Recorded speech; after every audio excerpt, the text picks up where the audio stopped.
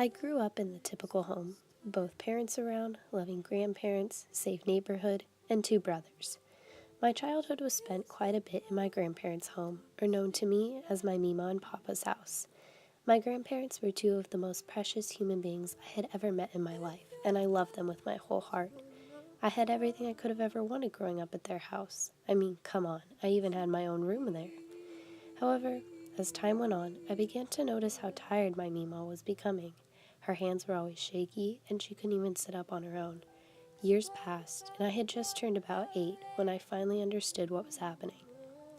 My grandparents spent their teen years fairly differently than many of us teens do today. Smoking wasn't considered the cool thing to do, but it was by far the most common thing, and health concerns were non-existent. My grandma was about 15 and my grandpa about 19 when they both met, and shortly after, my grandma had become pregnant with her first of 3 children. Their first baby was born with pretty severe brain issues, and he would never act as the normal kids do. The odds were not in my grandparents' favor, to say the least. Pregnant at 15, married at 16, and the firstborn had special needs. However, they overcame it and had 2 more boys, leading to 6 grandchildren. For as long as I can remember, my grandma always had such delicate bones. The slightest touch would result in major bruises. By the time I had turned about 6, my grandma had been diagnosed with COPD, a progressive disease that causes breathing to become harder as time passes and has no cure. The biggest leading cause? Smoking cigarettes. Basically, her lungs were completely giving out on her. Everyone knew it, but refused to say it out loud. Mima was going to die. Months dragged on, causing her to look more and more miserable by the day. She was ready to leave, simply because the pain was becoming unbearable.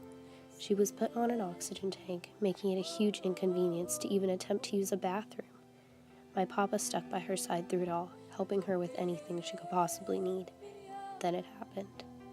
On January 16th, the pain became simply too much. It was time for our final goodbyes.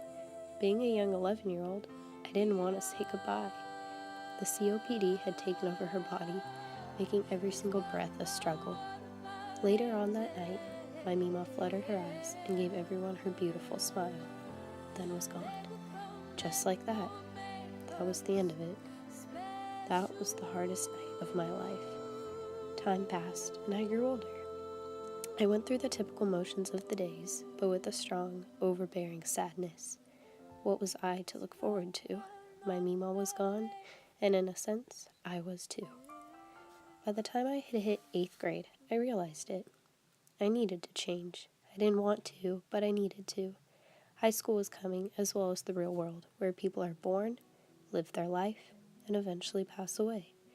That's how it works, and I had finally realized it. My grandma was in more pain than any human could possibly fathom. She's finally at peace, much happier where she is now, up in heaven. I knew she wouldn't want to see me upset every single day, so I dried up the tears, held my head high, and moved on with my life. I am 16 now, finishing up my junior year of high school, captain of the varsity cheerleading team, and always laughing at everything around me.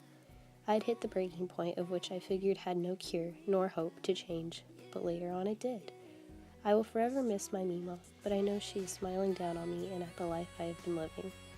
I believe everyone and everything has the ability to change. This I believe.